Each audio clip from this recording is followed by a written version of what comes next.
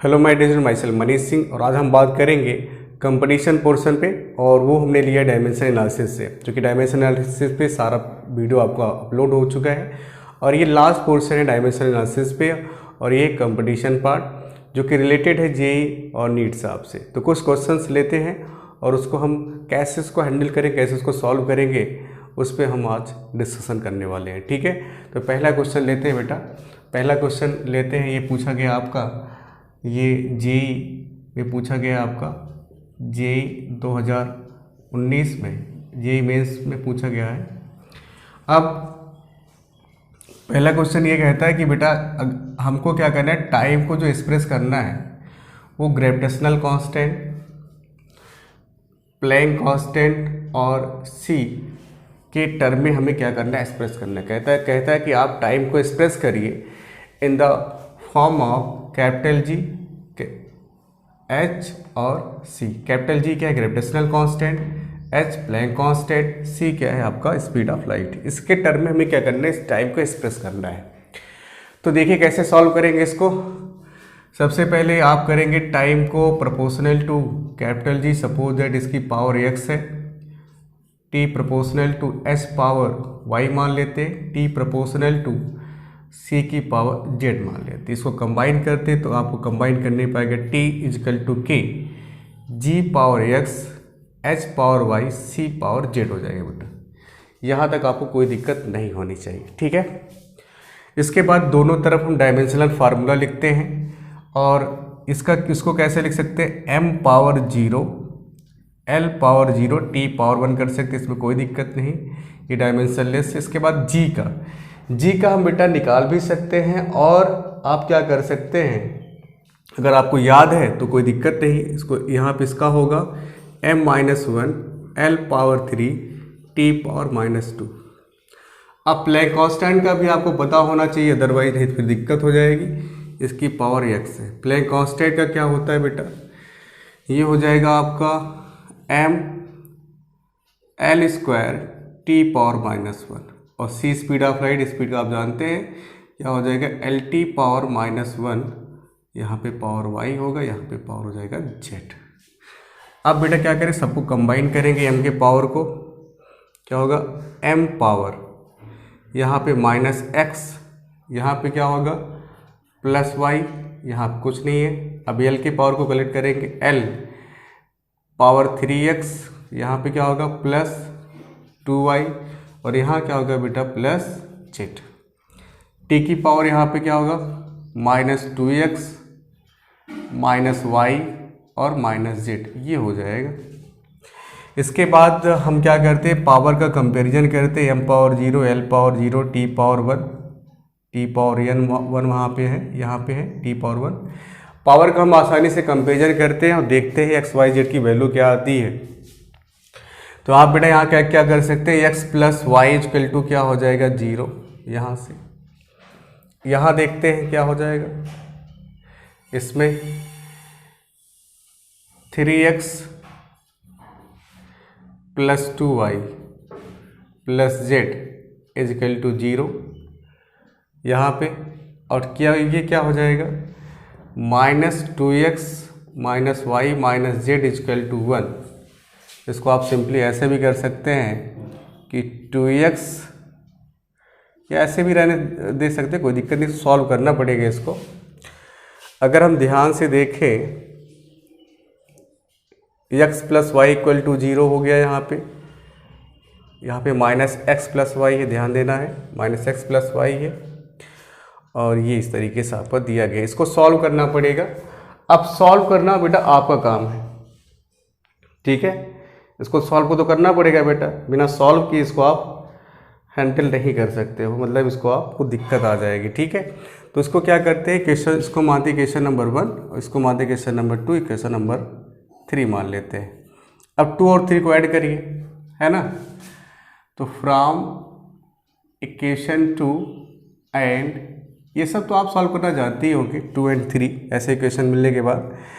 तो इसको अगर ऐड करें तो हो जाएगा 3x plus 2y plus z equal to 0 है, यहाँ पे -2x -y -z equal to 1 है। ऐड कर लेंगे, जेड कैंसिलेशन हो जाएगा, ये हो जाएगा x minus y equal to 1, ये आ गया। और ये पहले से यहाँ क्या अवेलेबल है, माइनस एक्स प्लस वाई, है ना। यहाँ क्या हो जाएगा,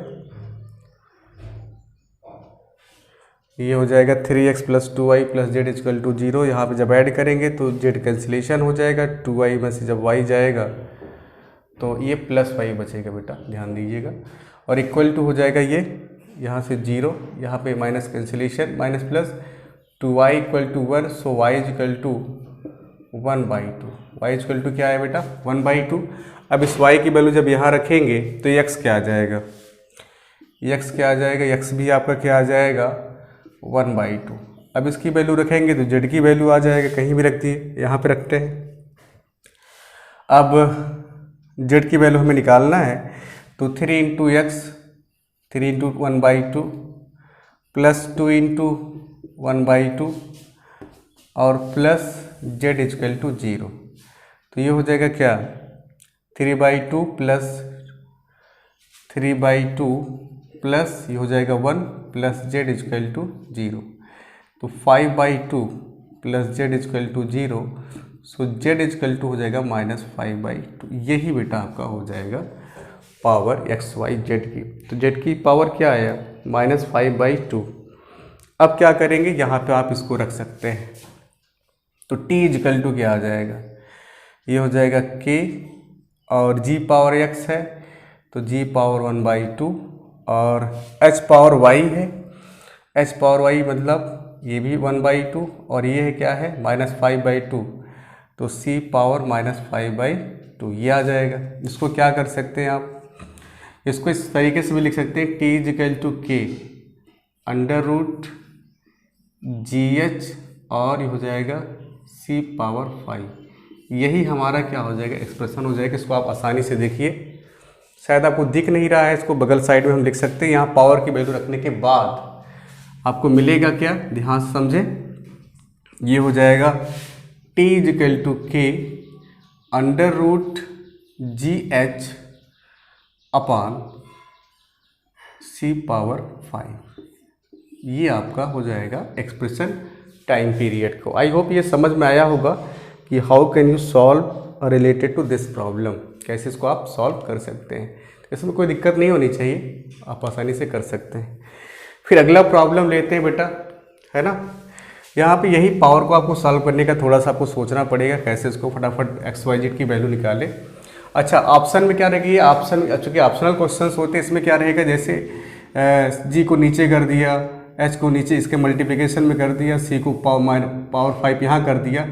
तो ऐसे 4 ऑप्शन दिए रहेंगे। तो जब आपका रिजल्ट आ जाएगा तो सही ऑप्शन आप जब रिजल्ट आप निकाल लेंगे तो सही ऑप्शन को आप चूज़ कर सकते हैं, वहाँ पे उसका सही मार्क लगा सकते हैं और सही ऑप्शन सेलेक्ट कर सकते हैं। मतलब हमने ऑप्शन में नहीं रखा, ऑप्शन हम नहीं बता रहे हैं, मतलब जब इसको सॉल्व कर लेंगे तो आपको ऑप्शन जब आप सही तरीके से निकालेंगे तो ऑप्शन ये विकल्प आपका दिया रहेगा, इसको आप सही कर सकते हैं, उसको सही लगा सकते हैं।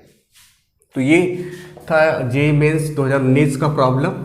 इसके बाद कुछ प्रॉब्लम्स और हम बात करेंगे, जैसे 1-2 क्वेश्चंस और देखते हैं इस पर कैसे पूछा गया आपका, है ना। एक क्वेश्चन नीट में आया है बेटा, उसमें कह रहा है कि a physical quantity of the dimension of length that can be formed out. कहने का मतलब बेटा ये है कि हमारे एक फिजिकल क्वांटिटी लेंथ है और उस लेंथ को हमको क्या करना है, a physical quantity of dimension of length that can be formed out of c g and a. Length है और सी जी और दिया गया ई स्क्वायर अपान दिया गया है ये 4 पाइप सालन नॉट। ये सेम क्वेश्चन आप समझ सकते हैं कि इस लेंथ को हमें क्या करना है, लेंथ का जो हमें एक्सप्रेशन सिंपली अगर हम समझे तो इस फॉर्म में हमको क्या करना है, एक्सप्रेस करना है। जब एक्सप्रेस करेंगे तो हमको पावर की वैल्यू पता चल जाएगी, नहीं पता चल जाएगी। यहाँ पे आप फिर वही काम कि लेंथ डिपेंड टू सी जी, इस पर डिपेंड करता है। फिर आप पावर XYZ मारेंगे, फिर इस XYZ की वैल्यू आप निकालेंगे, तो फिर क्या होगा, धीरे धीरे आपको ये धीरे धीरे आपको मिलता जाएगा, वो एक्स वाई जेड की वैल्यू मिल जाएगी। उससे क्या होगा, फिर आप वो जो बेहतर विकल्प होगा, जो आप विकल्प आएगा सिलेक्ट होगा, उसको आप वहाँ से चूज कर सकते हैं। एक्स वाई जेड वैल्यू निकालने के बाद तो आप ये कह सकते हैं इस लेंथ को इस फॉर्म में हम क्या कर सकते हैं, एक्सप्रेस कर सकते हैं। ठीक है, तो आई होप सेम प्रॉब्लम है, वैसे ही करना। Length depend to this x y z की वैल्यू मानेंगे, एक्स वाई जेड की वैल्यू निकालने के बाद वो आपको डायरेक्टली वो एक्सप्रेशन आपको मिल जाएगी। ये सेम प्रॉब्लम है, तो आई थिंक इसको आप कर सकते हैं, और नहीं आएगा तो फिर आप कमेंट करके बताइएगा। एक क्वेश्चन और लेते हैं, और जो कि आपका पूछा गया है, नीट में पूछा गया है। उसमें कहता है कि इस क्वेश्चन को सॉल्व कर देते हैं। एक नीट का क्वेश्चन है, कह रहा है कि हमारा जो फोर्स है, फोर्स, वेलोसिटी और जो टाइम पीरियड है, ये फंडामेंटल यूनिट्स है। ये क्या है, कह रहा है क्वेश्चन में फोर्स, वेलोसिटी, टाइम, ये क्या है, फंडामेंटल यूनिट्स है ना। तो फिर इस पे कह रहा है कि आप बताइए डायमेंशन ऑफ मास क्या होगा। डायमेंशन ऑफ मास क्या होगा, ये पूछ रहा है आपसे। वही उसी तरीके से लगना है, मतलब हमारा फोर्स, वेलोसिटी, टाइम क्या है बेटा, फंडामेंटल यूनिट से, और हमें क्या करना है, डायमेंशन ऑफ मास को निकालना है। ये क्वेश्चन आपका है, पूछा गया नीट में। ठीक है, तो इसको कैसे सॉल्व करेंगे, फिर वही काम करना पड़ेगा। हमको करना पड़ेगा कि mass depend to proportional to force power X, depend to velocity power Y, depend to, 4 विकल्प, उसका विकल्प हम नहीं लिख रहे, सोल्यूशन करके आप जब आप सही सोल्यूशन कर लेंगे तो आपको रिजल्ट मिल ही जाएगा, तो उसके बाद आप सही ऑप्शन को सिलेक्ट कर सकते हैं।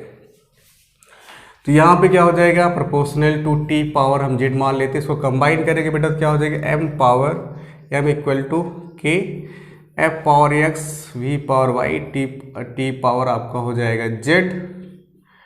इसके बाद आपका क्या करते हैं, दोनों तरफ डायमेंशन फार्मूला लिखते हैं। ये हो जाएगा एम पावर 0, एम पावर यहाँ पे 0 नहीं, एम पावर यहाँ पे दिया गया mass 1, l power 0, t power 0, और ये डायमेंशनलेस फोर्स का m l t power -2, x velocity l t power -1 power y, time का हो जाएगा जेड। एम को कलेक्ट करें, एम अकेला एम पावर एक्स, एल यहाँ पे एल पावर एक्स है, यहाँ पे y है, यहाँ पे कुछ नहीं है। t क्या है, t पावर -2x है -y, और यहाँ पे बेटा क्या है, +z है। अब यहाँ पे क्या करेंगे बेटा, पावर को हम कंपैरिजन करेंगे, m power 1, l power 0, t power 0, power का हम कंपैरिजन करेंगे, और क्या हो जाएगा यहाँ पे, x इक्वल टू क्या हो जाएगा, यहाँ से 1 आ गया। अब x + y क्या आया, 0, m के पावर को m से, l के पावर को l से, और यहाँ पे फिर -2x - y + z equal to क्या होगा, 0। अगर x इक्वल टू 1 है तो y इक्वल टू भी क्या होगा, y इक्वल टू भी यहाँ से आ जाएगा -1, यहाँ रखेंगे तो -2 × 1 माइनस हो जाएगा +1 + z इक्वल टू 0। तो बेटा क्या हो जाएगा, ये हो जाएगा -2 + 1 + z equal to 0। So -1 + z equal to 0। So finally z equal to हो जाएगा बेटा, है ना, क्या आ गया, यहाँ से थोड़ा नीचे हो गया, इसको आप सॉल्व कर सकते हैं बेटा, दिख नहीं रहा आपको शायद। तो ये हो जाएगा क्या, -2 + 1 + z equal to 0। So -1 + z equal to 0। So z equal to 1। कहने का मतलब बेटा क्या आया, x equal to 1, y equal to -1 और z इक्वल टू 1। यहाँ रखेंगे, यहाँ पे रखेंगे तो ये क्या हो जाएगा, m equal to k f की पावर x v की पावर y क्या है, -1, और t की पावर z मतलब 1 आया। तो आप देखिए यही आपका बेटा क्या हो जाएगा, आंसर हो जाएगा f power 1 b power -1 t power 1। तो ये आपका जिस विकल्प में ऐसा लिखा होगा उसको आप सही मार सकते हैं। विकल्प में और भी सारे ऑप्शन होंगे, जैसे कहीं f पावर 2 लिख देगा, और या t पावर 2 लिख देगा, या b पावर -2 लिख देगा। इस तरीके से डिफरेंट विकल्प आपको ऑप्शन दिए रहेंगे, लेकिन जब आप इस तरीके से रिलेशन को फाइंड आउट कर लेंगे तो आप सही विकल्प का आप चुनाव कर सकते हैं, उसमें आपको कोई दिक्कत नहीं होने वाली है। ठीक, तो आई थिंक आप देख रहे हैं लगभग सारे प्रॉब्लम एक ही जैसे हैं, तो वो देखिए दूसरा प्रॉब्लम मैंने डिस्कस नहीं, जो कि सेम प्रॉब्लम ऐसे ही आपको करना है, हैंडल करना है। ये तीसरा प्रॉब्लम नीड से था, जिसे मैंने आपको डिस्कस कर दिया, और कैसे इसको आप सॉल्व करेंगे आपको समझ में आ गया। डेरिवेशन आपने फार्मूला पढ़ा है, सेम उसी मेथड से सॉल्व करके आप इसके एम के डायमेंशन को यहाँ पे फाइंड आउट कर सकते हैं। तो ऐसे प्रॉब्लम को आई थिंक आपको समझ में आ रहा होगा कि हमको कैसे सॉल्व करना पड़ेगा। ठीक है, एक क्वेश्चंस और देखते हैं, आपको देते हैं। और ये पूछा गया आपका नीट में, और नीट आई थिंक पूछा गया 2015 या 16 में आया हुआ है। ठीक है, 16 में 16-17 में आया हुआ है। इसको देख लेते हैं, क्वेश्चन हम बता रहे हैं, बाकी आप कर सकते हैं। ठीक है, उसमें कह रहा है कि क्रिटिकल वेलोसिटी जो है, क्रिटिकल वेलोसिटी VC, ये कह रहा है कि डिपेंड कर रहा है, उसमें कह रहा है क्रिटिकल वेलोसिटी डिपेंड कर रहा है ईटा पावर x, जिसको हम कहते हैं कोफिशिएंट ऑफ विस्कोसिटी, डेंसिटी की पावर y, और कह रहा है कि यहाँ पे दिया गया है radius r power z, r power z। बात समझिए, एक क्वेश्चन ये दिया है कि क्रिटिकल वेलोसिटी जो है, critical velocity depends eta power x, density power y, radius power z। और आप बताइए, पूछ रहा है कि इसका डायमेंशंस क्या होगा। मतलब ऑप्शन में दिया गया है कि 1, -1, इस तरीके से 4 ऑप्शन दिए गए होंगे। ये मतलब हमको क्या करना है, x, y, z की वैल्यू को निकालना है। ये कह रहा है कि क्रिटिकल वेलोसिटी इस पे डिपेंड कर रहा है, और हमको क्या करना है, x, y, z की वैल्यू को फाइंड आउट करना है। तो वही तरीका है बेटा, जो पहला और तीसरा हमने प्रॉब्लम सॉल्व करा है, सेम उसी मेथड सॉल्व करेंगे, x, y, z की वैल्यू आप फाइंड आउट कर लेंगे। तो इस तरीके से आप जो 15 और 16 में पूछा गया, इस ऐसे प्रॉब्लम आप उसको हैंडल कर सकते हैं। एक प्रॉब्लम अभी हाल ही में जो 2020 में पेपर हुआ था, उसमें एक बहुत आसान सा क्वेश्चन पूछा था नीट में कि आप बताइए स्ट्रेस का डायमेंशनल फार्मूला क्या होगा। स्ट्रेस का, स्ट्रेस इजकल टू बेटा होता है फोर्स अपॉन एरिया होता है, और फोर्स बाई ये आप कह सकते हैं, फोर्स का आप जानते हैं MLT पावर -2 होता है, एरिया का आपका होता है L²। सो बेटा हो जाएगा ML-1 T पावर -2, ये बराबर होता है प्रेशर के डायमेंशन फार्मूले के बराबर होता है। तो ये बहुत ही आसान सा क्वेश्चन इस बार पूछा गया था, तो आई थिंक आप इसको कर सकते हैं।